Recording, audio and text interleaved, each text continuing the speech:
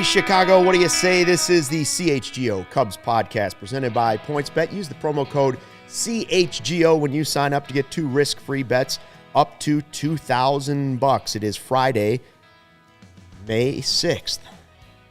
And you were supposed to have a Cubs-Dodgers game going on at Wrigley Field, but of course... I wasn't supposed to be here. It is raining again in Chicago, again. But we're going to do the podcast for you. We've got a special guest on a special day. Cody Delmendo's here. Ryan Herrera was supposed to be at the ballpark. Rushed on over to do the podcast. I was wearing my Mizzou jersey on the way to the park. You were? I was wearing... No, I'm just kidding. No, but can you imagine like me just showing up to the ballpark in the press box just like rocking the Mizzou jersey? I guess it depends on who you are. Yeah, not a Mizzou jersey.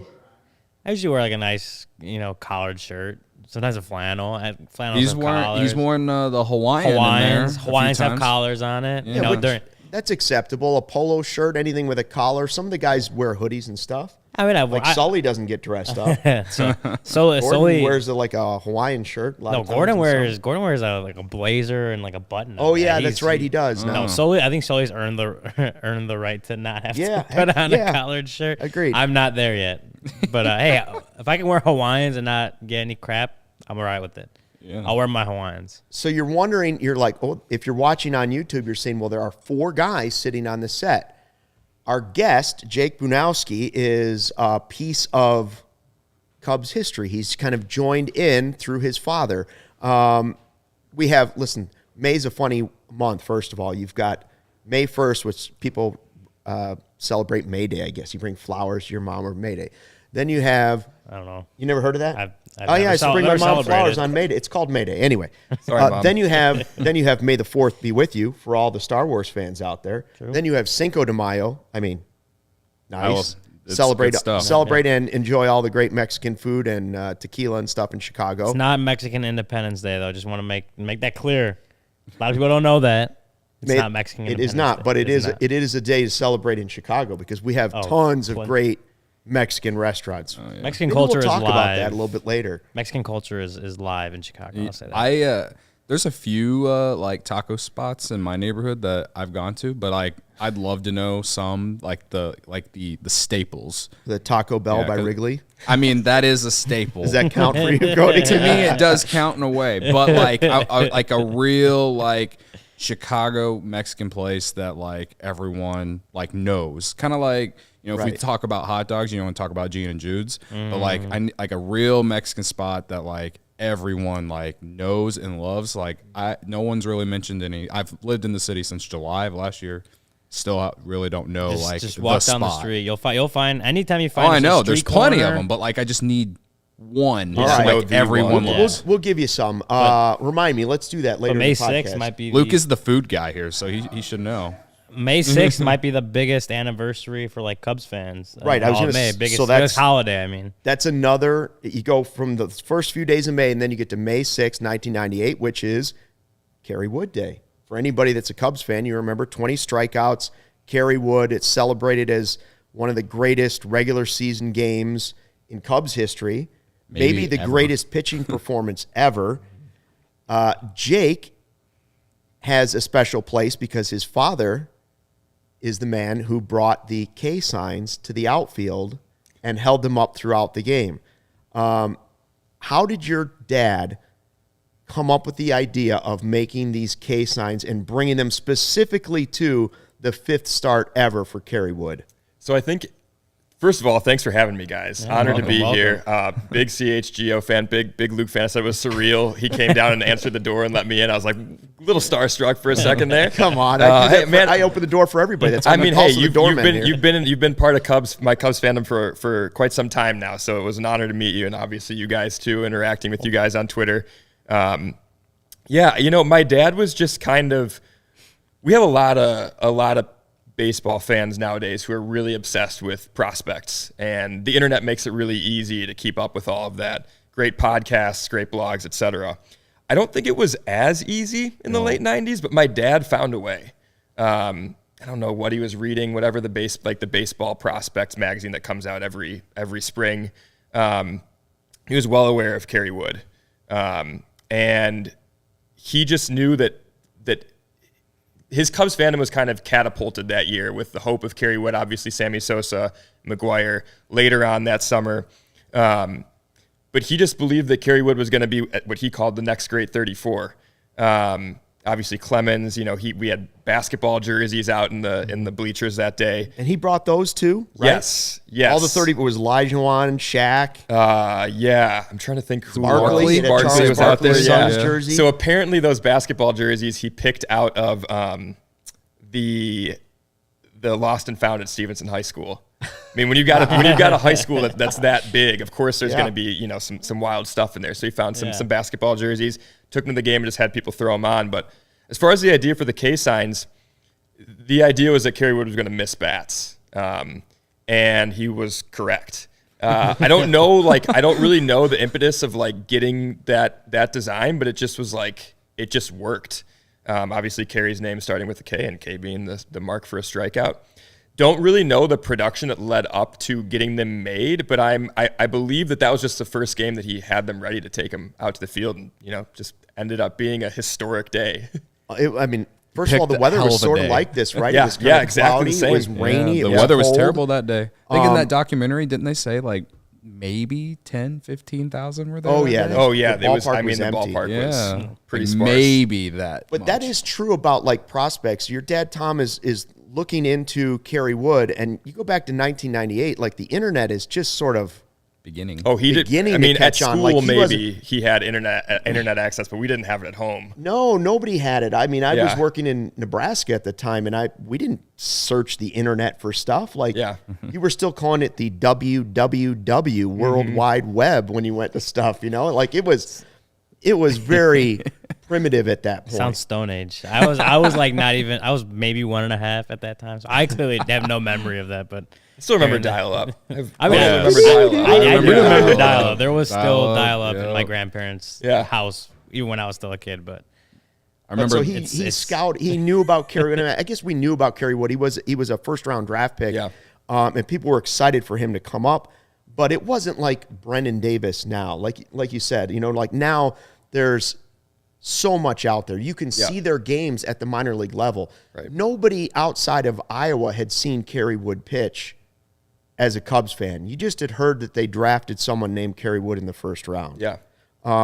So he gets there, and it's his fifth start, and he just starts mowing down an Astros lineup with multiple Hall of Famers on it, not including Moist Hands Alou was on the team. Moist Hands, right? Moist Hands. Love that. They had Bell, they had Alou, they had Biggio, Bagwell. Was Osmus on it? Brad Osmus was on the team. Did they have Berkman yet? No, Berkman was much later. No. But they had all those guys, and they won 100, 203 games that year. They were the killer bees. Lineup. They were the offensive team. Yeah. And so he comes in and I can't 20 remember. years old. You don't see 20-year-old starters in the majors anymore. You guys have all seen the game now, right? You've all watched it on a DVD or something, or at least Got the good VHS portions of it. recording. At some point, yeah. It's the way the pitch moves, his slider moves in that is just the one at bat, it ends up behind the batter. Zanny Martinez catches the ball behind the batter, and you're like, come on. And the way that Martinez set up, with his that weird splits, where he was down on his knees with his legs splayed. That just shows how on Wood was that day. Martinez just had the faith that the pitch was going to be where he called it, and it was. I mean, the fact that the control was pinpoint, and he said in the documentary that he was just happy that he didn't walk anybody. So he'd been known for being a little wild.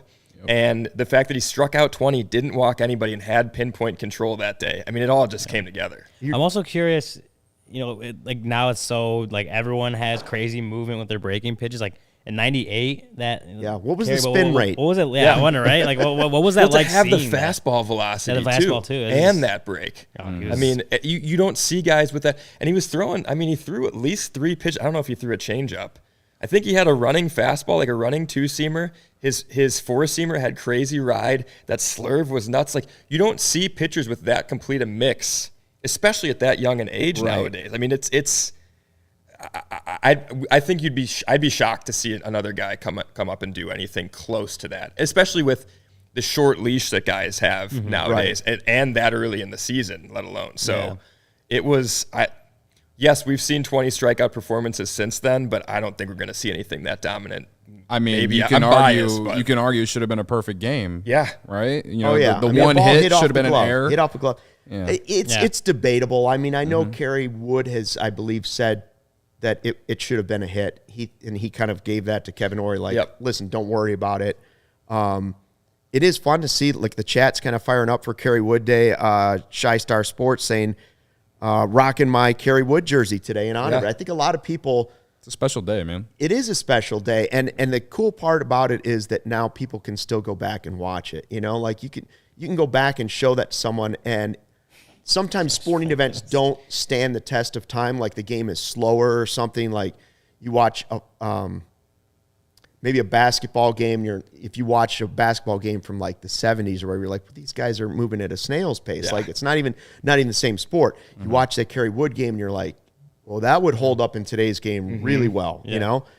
So your dad shows up with these signs, and he'd already had some sort of written contact, or he'd sent a letter to Kerry Wood. Is that true? Like he had said, like, I'm watching you, or? Yeah, I can't. I'm pretty sure he sent a letter to Kerry before that start, and there were multiple communications or attempts at communication after the fact.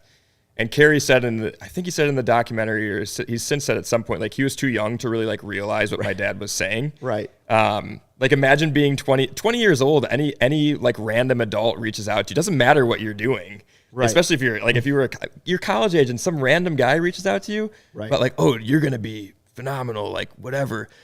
Probably seemed kind of weird. Yeah. You know? And his personality was super shy. Yeah. Like you watch the interviews after the game, and it's not the Kerry Wood that you see that's polished and talks to the media Which makes late in his sense. career. Yeah. He's clearly terrified to be talking to the media about the game. Just a Texas kid. Yeah, I think so. So my dad did reach out to him, and his whole thing was, so my dad was a PE teacher and coached basically every sport. You name the sport, he coached it at some point. But his whole thing was he wanted to create. He wanted kids to see that baseball players could be role models, and baseball was an exciting game. And so he saw, or at least at that point had heard of Kerry's talent, and saw an opportunity for Kerry to be kind of a beacon for young kids in the Chicagoland area, and for kids to see like, whoa, baseball is awesome. Like baseball is kind of magical, right? And then for that game to happen, it's like, whoa, yeah, baseball. You know, the line, how can you not be romantic about baseball? Yeah. And my dad just kind of sensed that. And I think he felt like, you know, hey, Kerry, like you're going to be in a unique place to be able to impact the lives of kids. And at 20 years old, you're still a kid. So you don't really realize that impact that you can have yet. And for my dad to say that, of course, it makes sense from his perspective as a teacher and coach, but it probably fell flat on Kerry. And like, I don't blame him. I don't blame him at all. He did underestimate Kerry Wood, though, because he showed up with 8 blue and 8 That's red correct. signs. That's correct. And that wasn't enough That's for that true. day. But Yes. in watching the documentary, your dad is creative because he's a teacher. Yes. So what does he do? He finds guys to rip their shirts off and paint the K's on their chest to keep them going, to keep it going as it gets higher and higher. I think it's awesome. I think the energy, first of all, the energy your dad had to have at that moment, just to not only take the signs out there and the jerseys out there, and then get guys to like, hey, what's your name? All right, you're gonna be the K here, and then we're gonna put this on. To gather that many people together, like you go out there now and try and do that. I mean, just watch the Sox series. You're just trying to keep people from fighting in the bleachers, let alone get No fighting in together the and hold up bleachers. signs together, right? Yeah. And I was telling you kind of, you know, before the show, my dad just kind of had that magnetic personality. People gravitated toward him. I mean, physically, he was a big guy. He played middle linebacker in college, and he maintained that build.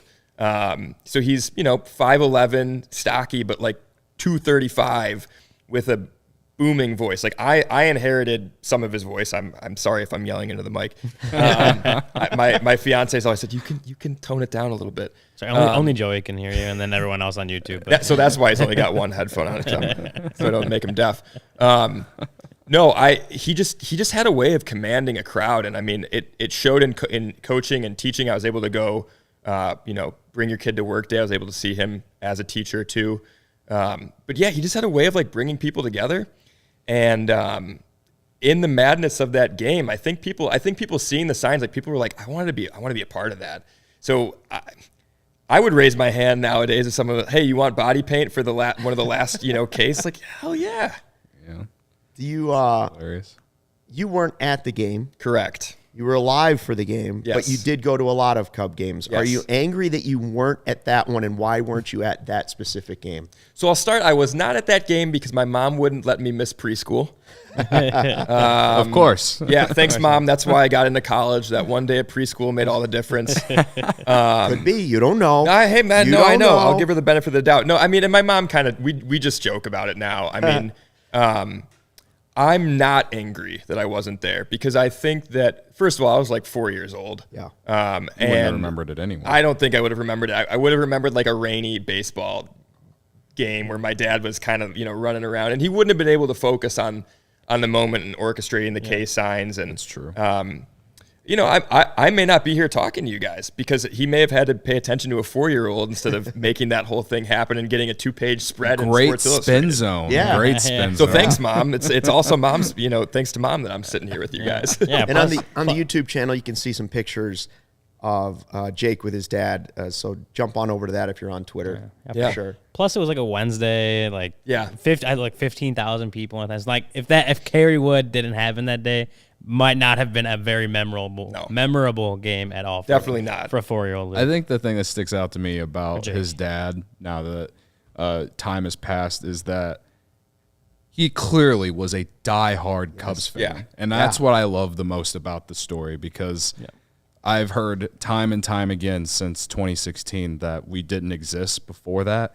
And his dad's a great example that that's not true. And I just like, those are the real fans that you like, that you just really look at and you're like, that guy went through so much heartbreak and pain. Yeah. And like, I just, that's just, to me, that's something that you really appreciate and respect and stuff like that. So I only wish that I could experience a game like that live. I've never, like, my girlfriend was at the David Bodie walk-off Grand Slam game. To this day, I still tell not her. the same, Cody. It's not the Still same. not the same. But, like, that's, like, the greatest ending you'll ever get in a regular season game outside of maybe that game. Yeah. But, like just, I've never been to a no-hitter or anything like that. When Joe Kilgallen was here, he saw Arrieta throw the no-hitter.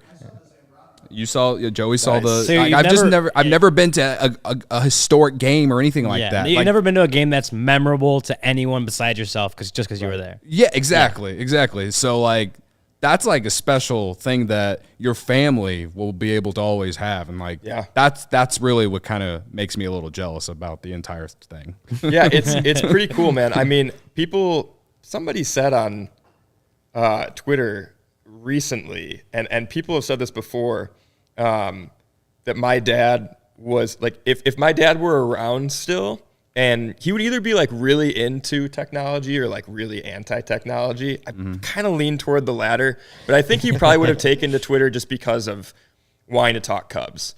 And people have said, and I kind of thought about it too, that like my dad was the Dom before Dom existed.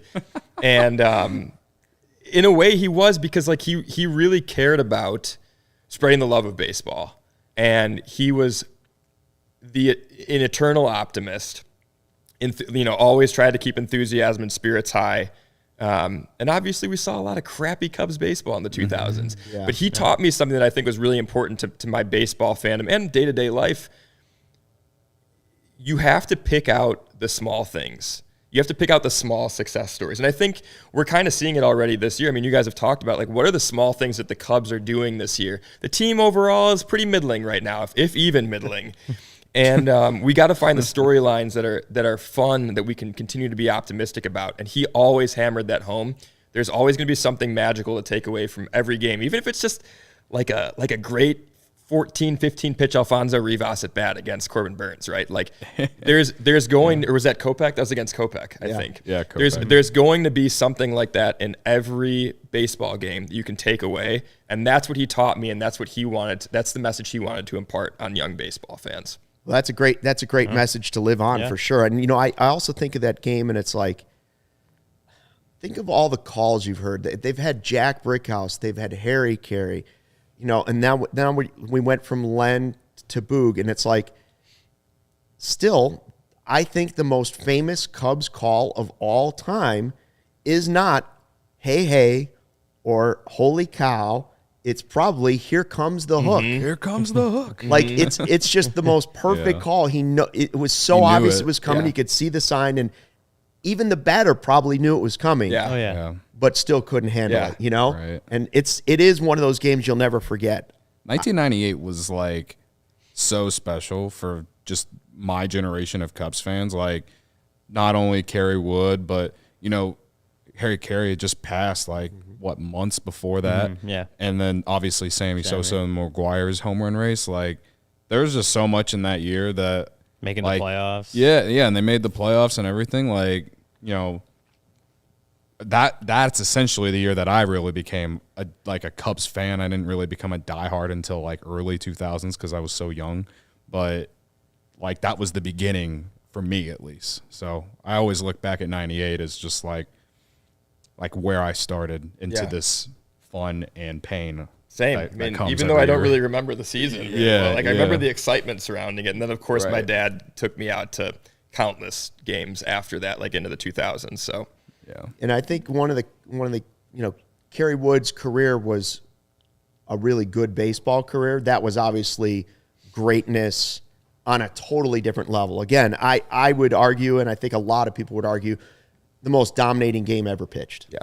Because of the strikeouts, because of his age, the way he did it, the amount of pitches, and again, the lineup he did it against. Yeah. His career then ended on the same date as the day of it was May 6th.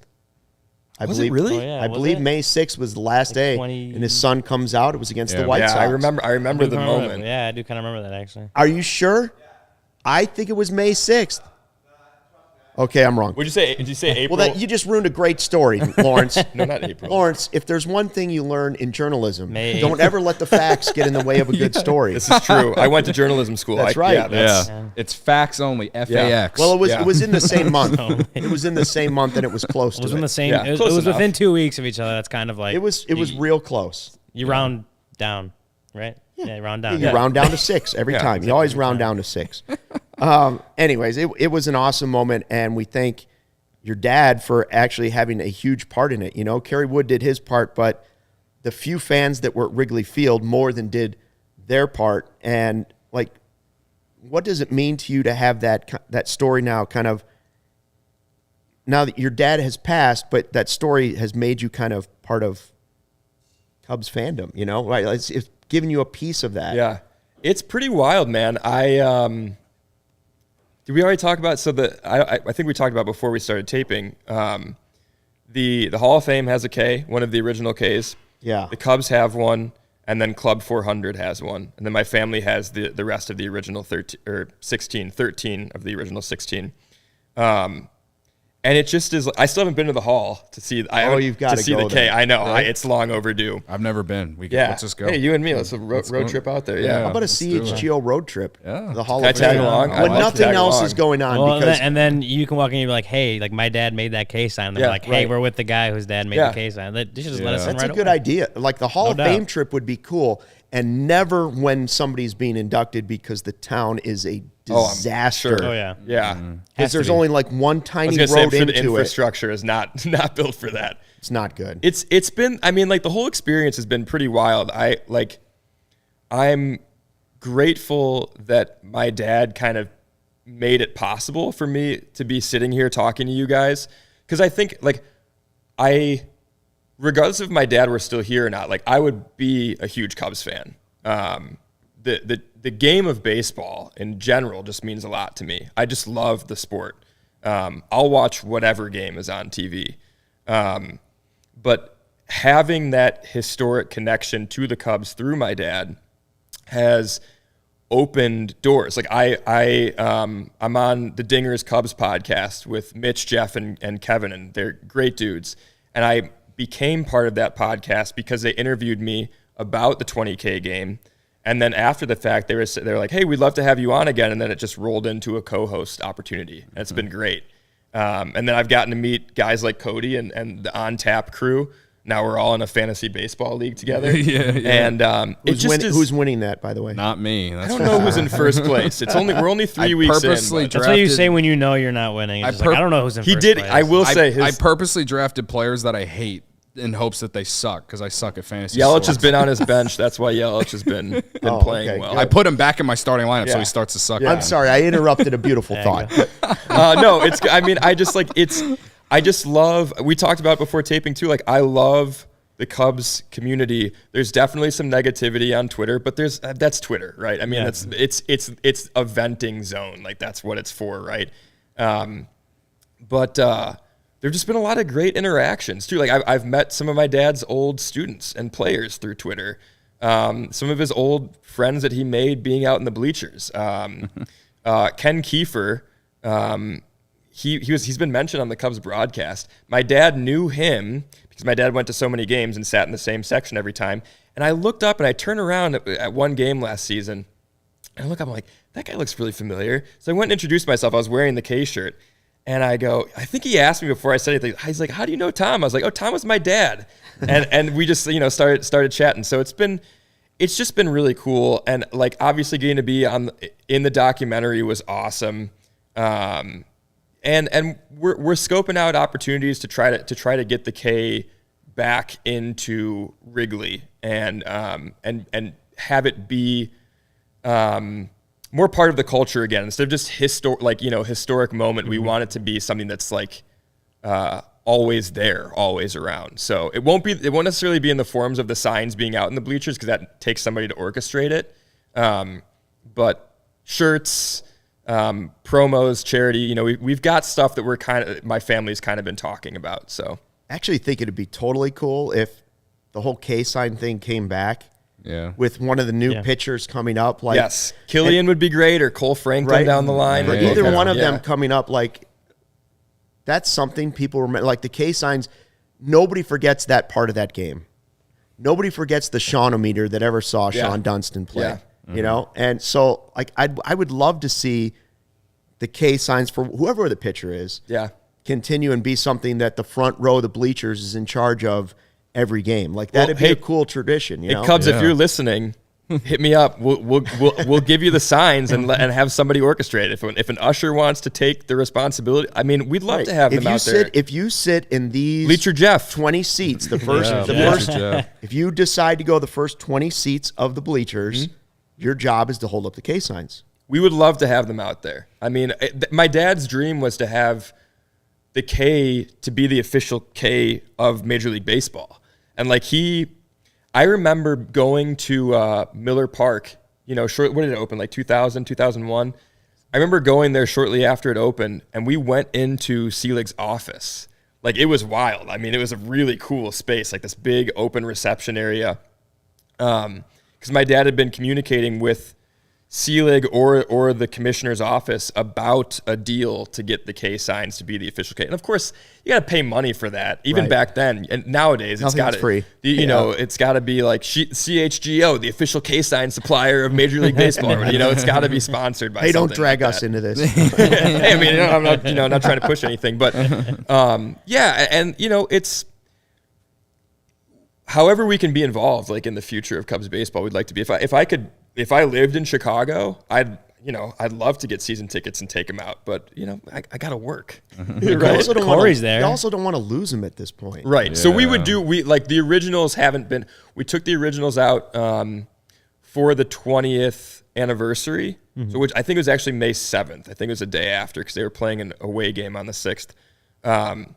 That's the last time, and it had been the first time in a few years that the original signs had been brought out. Now we've got like a nice corrugated, like weatherproof. Yeah. Because those were just paper posters on poster board that were like pretty laminated though, right? Yeah. I mean, like not a very good job. Like it's not easy to laminate like a, quarter, half-inch thick poster board. So yeah. Very cool. Will you stick around and talk Cubs here the last couple segments? I would love to. Awesome. Wait, I actually have one question. Go. I'm sorry. I think you have to coordinate with Cody. If you want to bring K signs and make it the official Cubs K or whatever, Cody has to be okay with that being in the right field bleachers. Oh, I would say left, but but why not both? Can't you do both in the spirit of? I mean, they were in the left field. We always sat in the left field that's bleachers. What I'm saying, but like that's what I thought too. Yeah, but I'm sure to sit in the right field bleachers, or are you always left field bleachers? Always left field. That's my guy. That is always left field. Leaving me hanging, but that's my guy. My periphery. I think right field would feel left out if they didn't get any. Tough sitting left field. That's what I'm saying. Yeah, right field. Are you a right field guy? I sit in the press box, man. I mean, but before, obviously, you haven't been in the press box all the time. I mean, I didn't have a preference. Fair enough. I don't have a preference. Each their own. I did love the bleachers though, just in general. Yeah, bleachers it's a good time. Is where it's at. It's a good time. Yeah. Well, anyway, people keep asking me because I've been on writing writing whoever is playing the Reds because the Reds stink. They actually make me feel really good about the Cubs. And today I'm thinking Pirates money line. And I'm going to place that bet on PointsBet, guys. So if you're going to ride with me, that's what I'm on. We're doing it. The best way to support CHGO is to download the PointsBet app and use code CHGO when you sign up. If you make a $50 or more first-time deposit, receive a free CHGO membership, which unlocks all of our web content, and you'll even get a free shirt of your choice from the CHGO locker. If you have any questions, email pointsbet@allchgo.com, and we'll help you. Remember that PointsBet is your home for live in-game betting. They even have a new exclusive feature, live NBA same-game parlay. For the first time ever, build the perfect live same-game parlay only with PointsBet. Combine your favorite bets anytime during the game. You can even boost your live same-game parlays. And now online sign-up is available in Illinois. You can actually download the PointsBet app right now and register your account from start to finish all from your phone. Like I say every show, if Luke can do it, all of you can do it. It's that easy. Signing up with the fastest sportsbook is now easier than ever. You can start living your bet life in seconds. Use code CHGO to get 2 risk-free bets up to $2,000. So what are you waiting for? Once the game starts, don't just bet. Live your bet life with PointsBet. Gambling problem? Call 1-800-522-4700. I wonder what the over-under on Kerry Wood strikeouts was that game. Oh, that's a good question. Because he had wouldn't have been a legal bet, whatever it was. No, you would have to find a bookie somewhere. The over was never a doubt. Yeah, you wouldn't have been able to find points because he had 2 7s and a 9 and a 2. I think were his first 4. 13 the next game. 13 the next game, but going into that game, the most he had was 9. I'd say probably like 6, 7, 6.5 ish is probably like the line. How deep did you go into those games too? Ooh, that's a question too. Well, back in the day, pitchers were going. They didn't take him out. 6 innings easy. Yeah, but he also had control problems. Like, That's true. You know, the fist pump at the end wasn't because he knew he had 20 strikeouts. It's because he hadn't walked anybody. Mm-hmm. Yeah. Which is that's one of the funnier parts of the whole thing is he was excited about not walking somebody. When in reality he had done something that. What are there 5 20 strikeout games now? Scherzer, Clemens twice, Johnson. right? Clemens twice, Scherzer and Johnson, Randy Johnson, and Kerry Wood. Yep. Did we miss? Was there like a recent one in the last couple? I know Scherzer, but I feel like there was like a random. I think it was only the Scherzer one. Okay. I think there's still just 5. It's unbelievable that We someone all have like computers. Somebody could look it up, but it's not going to be me because one finger at a time. It's unbelievable that someone like Jacob deGrom hasn't done that yet.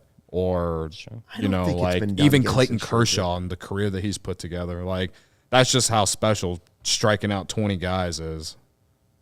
So, It's unfortunate that Kerry Wood couldn't stay healthy or else you could put him in that Hall of Fame conversation. Ryan's going to find it while I do the CHGO love ad. We do podcasts and live shows. We have post-game shows. We have shows for you when it's rained out. Hell yeah. With special guests. We have premium written content for members at allchgo.com. Ryan, going to have some stuff out later today, and they'll be covering the games all weekend, and we have dope merch that's popping up for all the teams. Free shirt when you become a member, and the members-only Discord. The CHGO Lounge is the cool place to hang out during the game, after the game, before the game. Whenever you want, it's there. And we hope you like what we're doing. If you got any comments, go in that Discord. Start sending us some of your ideas. I was in the Discord last night just trying to have casual conversation just because it was an off day and I needed somewhere to vent. And, we had a little conversation with the folks in there. That was a little fun. It's join. And if you join, you'll be able to get in the Discord and we can all yell about the Cubs together. By the way, I will point this out. Cody said, the line is always, if Luke can do it, You can do it, which is true. I will say, though, this brings me, you were talking about your dad and technology in that first segment. I was like, if the kids today were holding up K signs, they wouldn't have laminated paper. They'd all just be holding up their iPhone. Oh, God. We'd all just be throwing up an iPhone with a TikTok You don't see a lot of signs in the it. bleachers anymore. No, because everybody's just holding up their phone and That's taking so lame. videos. It's like holding up the flashlight on your phone at a concert instead of a lighter. Just stop. All right. Anyways. We have five Yeah. 5 20s and a 9-inning game. It was Clemens twice, Wood, Johnson, and Scherzer. Tom Chaney had 21, but that was in a 16-inning game. Yeah, that doesn't. Yeah, it's the 5 20s and 9-inning games. That's the record right there. That's crazy. Yeah, it's crazy. So it's Kerry Wood Day. Cubs and Dodgers postponed because of the miserable weather to start our spring so far. They will play 2 as a split doubleheader on Saturday, which it's supposed to be better now, right? Now, on Saturday, the weather's supposed to start to warm up to like 60s. And then Sunday, I think, is 70. And then we're like 80s and 80s Sunday. all next week, apparently. As the Cubs get ready to go out of town, it's going to be perfect weather for baseball. Of course. Might as well. Cubs are off to a 9-15 start. Dodgers 16-7, and we do have at least the expected starters for the Cubs games on Saturday, right? Where Drew Smiley will now go in Game 1 coming off of bereavement. The bereavement list, yes. And Norris will go in Game 2, which I think is the more interesting piece of that puzzle because he hasn't done it in several years. Yeah, his first appearance in 2020, August 2nd, I want to say, was the last time he started. I suspect Game 2 will be more of a bullpen game. Well, it might be a Keegan Thompson game. Yeah, exactly. Like, you're hoping Norris can give you 2 innings and then bring Thompson in. The thing that makes me more curious about, like, besides Norris starting is why Justin Steele is not starting on Saturday anymore. Like, I think he was expected to start Saturday. Oh, yeah. And so they moved because it was Steele Saturday, Stroman Sunday. I'm like 99% sure. And then Friday was TBD. And that could be Smiley. So it would be today. Could be if he had come off the bereavement list. Mm-hmm. Then they got moved, obviously, to tomorrow to a doubleheader, but now Norris is starting. And as far as Sunday, like, they haven't changed anything yet. That could potentially move Sounds like back I a day, need to send my good friend Justin Steele a DM. Just ask him. Wonder if it's curious. What about the possibility, and this is just a theory, I'm throwing it out there. I have no reason to have this theory. What if it's the Cubs are testing that Keegan Thompson role for Steele? And maybe Norris is just going to do like 1 inning, and then you get Thompson and Steele as the, that's interesting middle with chunk guys. With Miley coming rehabbing back yesterday. Yeah. That's a good point. And I wouldn't hate it. Yeah, and then, remember Brian Smith when he was here, he said Caleb Killian 48 and somewhere between 4 to 8 weeks. It's been a few weeks. The earliest I would expect Killian is June, but with Wade Miley coming back, that is a big. I think Killian's maybe September. You think maybe September? All right. Well, I'm listening to the prospects guy, man. We talked about on Dingers that he said 6 to 8 weeks, right, from when he came on. So that would be. You said 4 to 8 weeks. I thought it was 6 to 8. I swear he said 4 to 8. I don't know, but I could be wrong. Someone go back Killian and find still? it. Yeah, I'm talking about Killian. I mean, we have a little time to get and he those said K-signs maybe ready. 4 to 8 weeks I got him. because we just got to know the day. Because of if they need Killian. a spot start or something like that. Maybe. So again, I wouldn't be mad if it wasn't until September. I'll switch it to it'll be September. I think for sure he'll be up, and because when rosters expand, I don't know if I think it's only up to 28 again, maybe 30, whatever it is. Yeah. So maybe he'll get one of those spots in September. So he could be early. I think like September is like if he's not up, that's a different story. So I'll switch it around. Like September for sure, I think. But how about this? The Cubs play a doubleheader against the Cardinals on Saturday the 4th of June. Oh, that's in the like 11 games in 9 days run because they also have the doubleheader. Why did they Milwaukee. schedule a doubleheader? Oh, it's unbelievable. Yeah. No, what but is it's doing, the 2 bro? Sox games Saturday, Sunday, doubleheader on Memorial Day against Milwaukee, then another 2, and they go to St. Louis for 5. Or no, St. Louis comes to Chicago for 5. Yeah. That's so what if nice Killian gets a spot start on that doubleheader day? Against the Cardinals at home? That'd be a pretty cool debut. Let's go with that theory and say he starts a game and he does well. Then what do you do? Then you're like, we're riding, baby. What if he comes out and strikes out? That's a good 8 problem to guys. have. Well, I'm It's a curious. great problem to have. They'll obviously get the extra roster spot for doubleheaders. Yep. Those could go to someone like Mark Leiter Jr. I mean, he seems to be the guy they call upon when they need an arm. I mean, Locke St. John got DFA'd. I haven't seen anything about I'm if he's gotten surprised. Did they picked call up up anywhere. Gazelman? Did Gazelman get called? Gazelman got called up. Yeah. Yeah, I'm also surprised they haven't given Adrian Sampson a shot. He had some decent starts at the end of last year, too. Yeah, I forgot in that he was Iowa. on the roster Yeah, until yeah. seeing him in spring training. Oh, we still got Sampson. Yeah, so those will be, I mean, like I said, Locke St. John got DFA'd, but he's not anywhere yet that I've seen. So if he ends up back end up back in Iowa. if he ends up back in the Cubs system, like that's another potential guy that could get called up for that 20. It would be 27. Again, man I spot would be again. okay if they waited on Killian. I'm just saying, based off what Brian Smith told us, I would not be When was he particularly on? surprised. When was he on? It's been like 2 Couple weeks weeks ago? Couple So he weeks was ago. on. The On a season Monday. had already started. It was Yeah, on yeah, a Monday, yeah. 2 Mondays ago. Right. And he said that he could come up because that. maybe an injury or something like that. could, for sure. You know what I mean? So it's not like, and again, he had another, they've been pitching him like 4 innings. Like every start that he's gone out there, I think the most he's gone is 4 innings. So like, I still think he needs more seasoning down there. I don't want them to rush him, that's for sure. So that's why I said the earliest at this point I would say June. is like early June, and that would be because of needing that spot start or something like that. Yeah, I mean, it's definitely a C. It's like if the Cubs. If it was something like,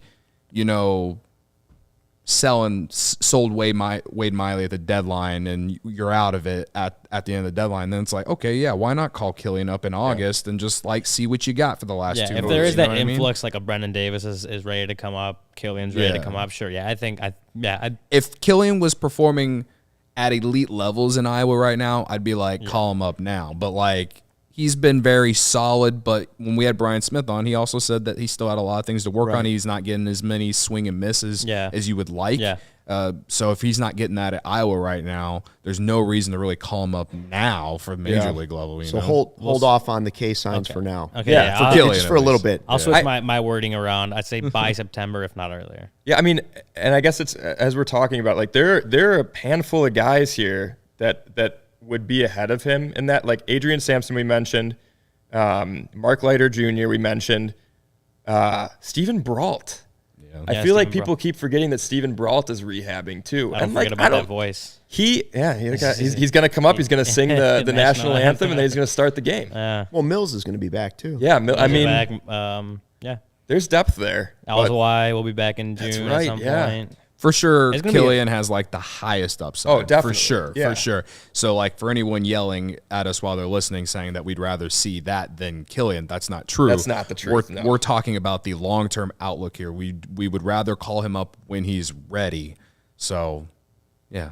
By the way, this got started because of, again, the rain and the miserable weather we've had. And I see Mike on the chat saying he was blessed to be at the Pirates game. Same. 21-0 as Cody, which is also the only sunny day since it turned to I wasn't even at that game. Literally I had the one. only sunny day we've had in Chicago the entire spring. Jared was there for me. Can you imagine looking at the box score? I look at the box score. It's 21-0. I'm like, oh, man, that game must have been like 4.5 hours.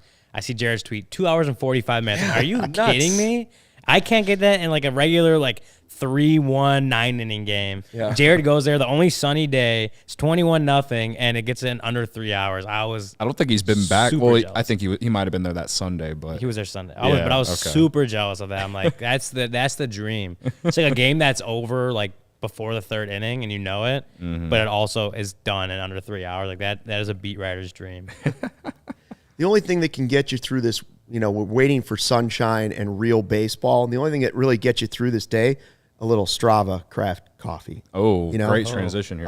You want to start your day with a competitive edge. Strava CBD Coffee is a game changer. It's helped thousands of people improve their overall wellness and quality of life. Strava delivers delicious, fresh roasted specialty coffee infused with organic, broad-spectrum CBD. Now, CBD from hemp doesn't make you high or hungry, but it does offer real benefits that can help you, feeling alert and focused without the jitters. Live your day more balanced with less anxiety and fewer aches and pains. Plus, including CBD in your daily routine can even help you enjoy a more restful sleep so you wake up feeling your best. And the best part, Strava is all about quality, small batch, fresh and shipped straight to your door. And they also offer a concentrated full-spectrum CBD tinctures for those looking for a more traditional CBD format with extra benefits. CHGO listeners can save 25% off their entire purchase using the code CHGO25. That's 25% off your entire order at StravaCraftCoffee.com when you use the code CHGO25 at checkout. Discount coupon valid on non-subscription purchases only. One use per customer. And if you already love Strava, subscribe and save with Strava's Coffee Club. You're in control. Save on your favorite coffees and have them automatically delivered to your home or office on your preferred schedule. Let's go through some of the injuries real quick, huh? Oh, what was that? What was that noise, Joey? Well done, again. Joey. Oh, yeah. Ah, okay. Got it.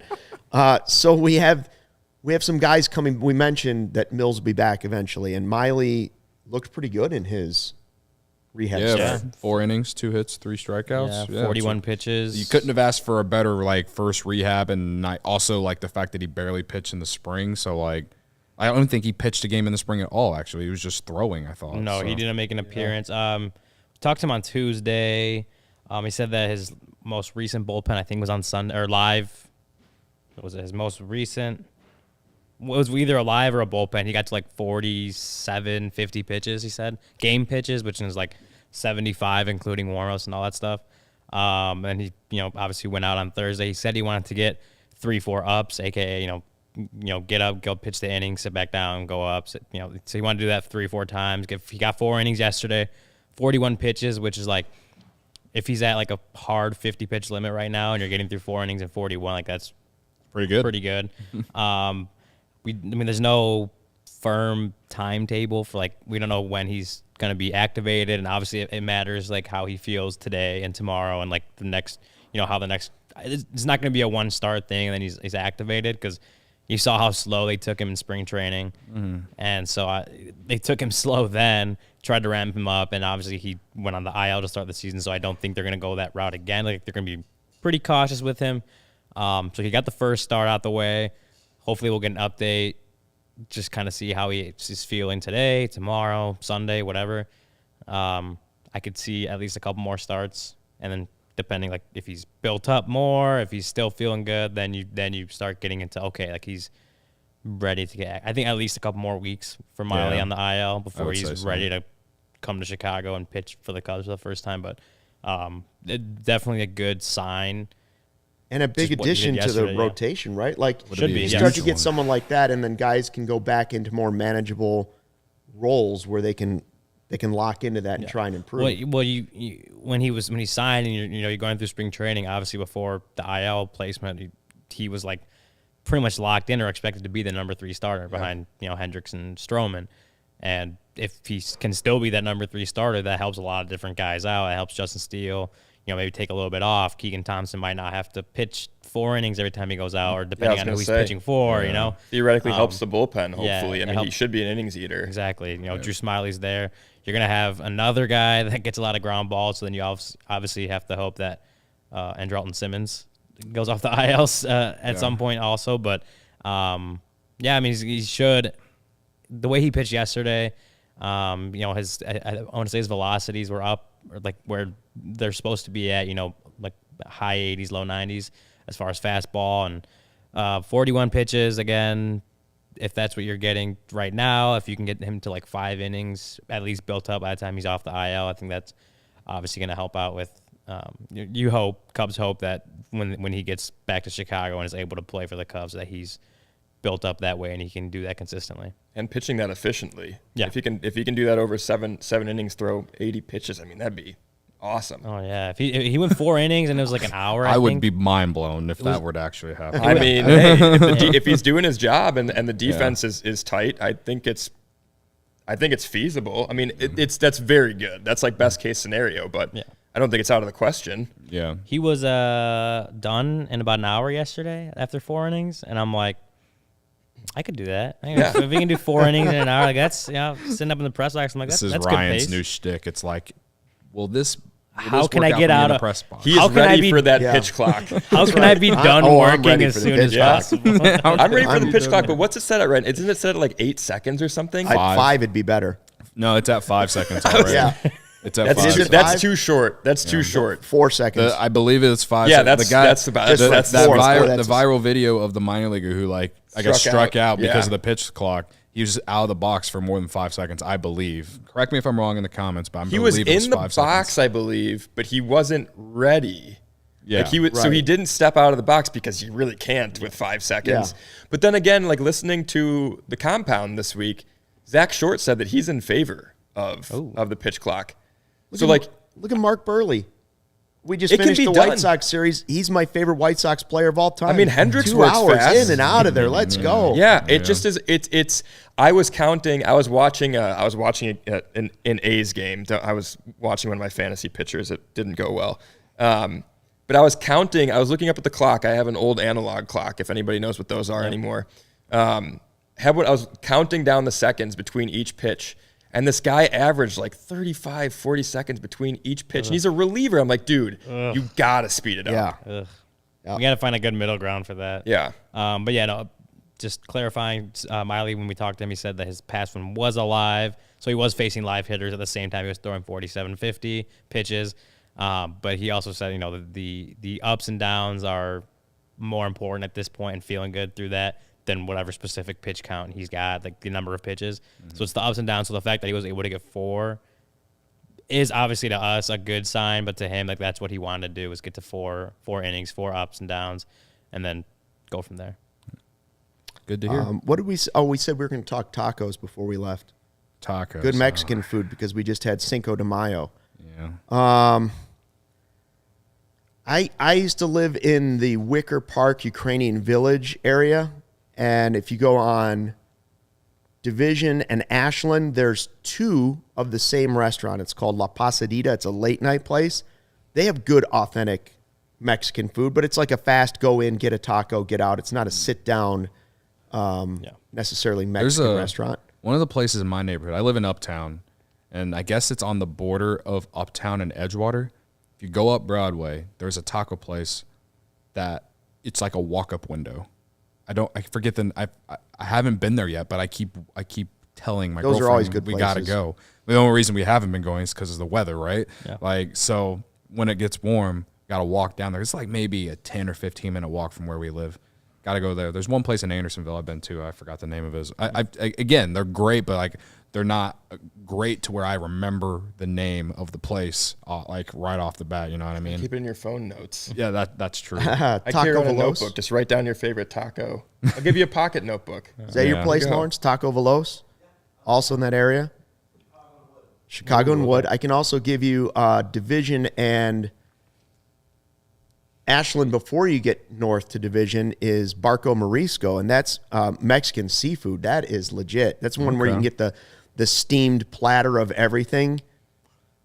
It's a good place. It's got a nice outdoor seating area too. You ever go to that spot right under the red line in Wrigley? No. It's like I would call it a Mexican place. It's known for their burritos. I forget what it's called as well, but I've been there before. It's very good. It's literally right under the red line. It's right next to a liquor store, I want to say. On Addison, yeah. Jalisco was another place in Bucktown that was pretty good.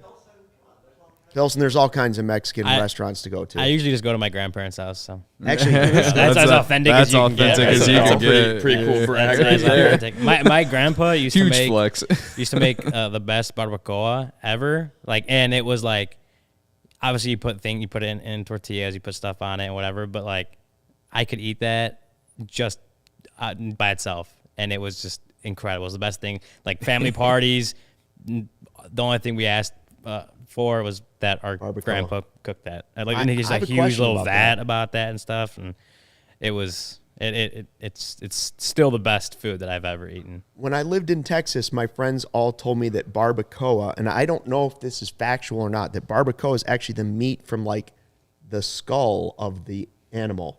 Like that's why it's so tender. Oh, wow. You cannot I don't have confirm the that I for don't me? have the family recipe. Find out about that. It's Like kind of that, gnarly. it is good though, but barbacoa is great. I'm going to be honest with you. If I want Mexican food, my go-to place, well, I don't live in the city anymore, Uncle Julio's is legit. Come on, man. You don't. It's Who pretty doesn't good. like Uncle Julio's? That's true. The chips and do salsa, like it. the It's hurricane. Yeah. It's like a what is it? It's like a frozen tequila, and it's like. Are you a on the border fan?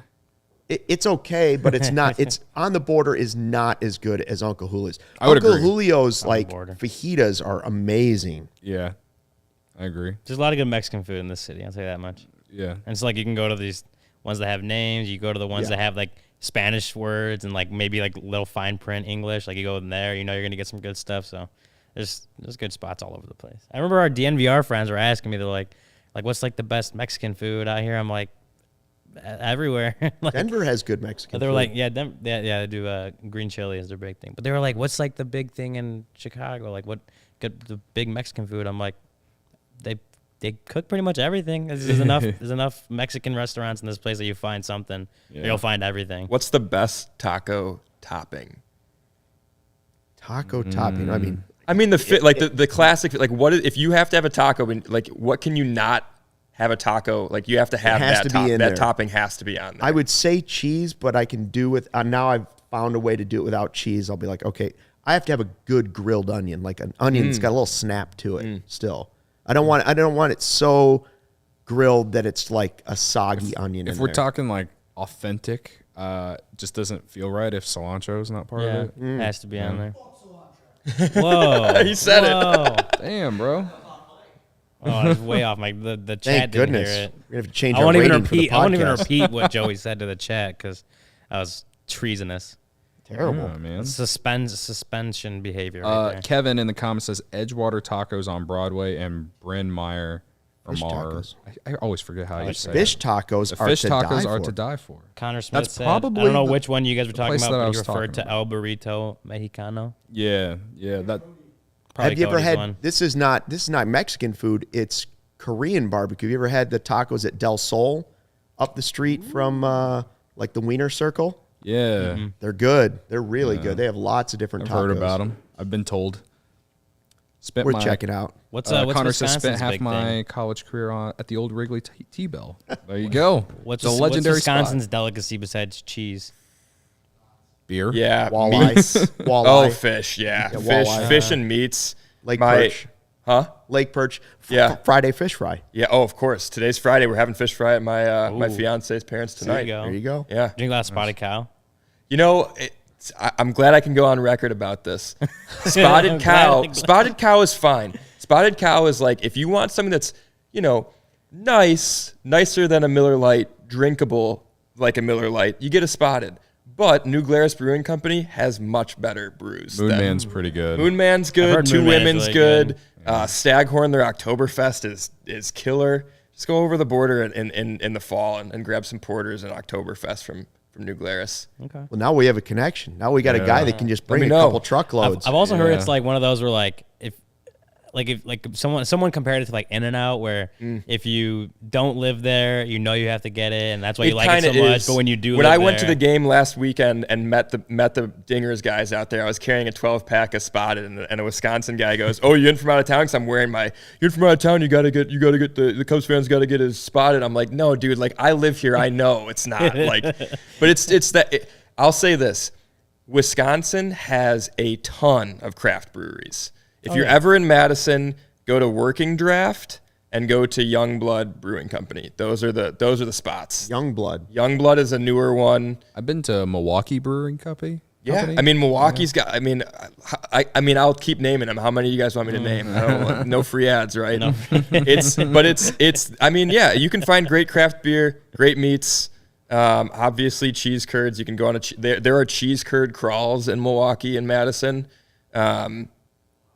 I don't know. We got a great taco place in Madison too. Crawls? a Oh great yeah. taco. Well, I mean there are a few, but there's a new one that just opened just the way up. you that said we- it, I was like, you got a good. We got a great place. taco place too. Yeah, the no, one- but the it's. one. I mean, hey, it's a much smaller Wisconsin city than knows how to Chicago, do so food. I will always give Wisconsin. There is. that. We do Food have is good food. Well, I'm glad- Supper clubs. I'm glad you could go on Yeah. record Yeah. on the CHGO Cubs show. Yeah, about you guys, you don't need. I'm looking at the camera. You don't need Spotted. You can get something better. I promise. I do think Moon Man is better than Spotted, but If you like Spotted is IPAs, good. yes, yeah. By the way, last comment here from Joey is Burrito Loco in Rockford is worth trying. All right. So if you're ever in Rockford, Yeah, Burrito don't know Loco. the next time I'll be out in Rockford. I don't but- either, but if it happens, Yeah. Burrito Loco. Hey, can I give a is the quick? place I to said go. I would.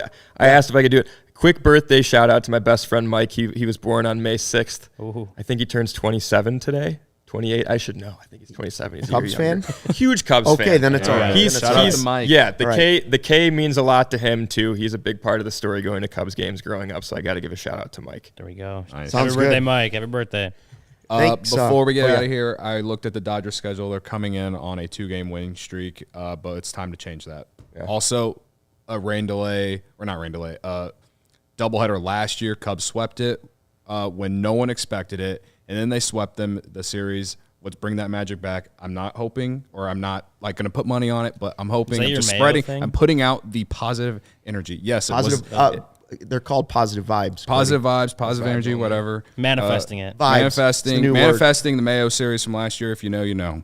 Yeah, I'm gonna have to go back and look at that video. We more than made the most of a rainy Friday, celebrating Kerry Wood Day. Thanks to our guest, Jake. It was awesome having you here. Thank you guys for having Yeah, me. thanks for This was a coming on, man. blast. Feel free to come back. You or the Dingers guys are all together, and we'll all do one giant We'd podcast. love it. We'd love it. Yeah. Sound good? Absolutely. And thank you for dropping in to check out the CHGO Cubs podcast. Have a great weekend. The rain's going to stop, so go out and fly the W. Peace out.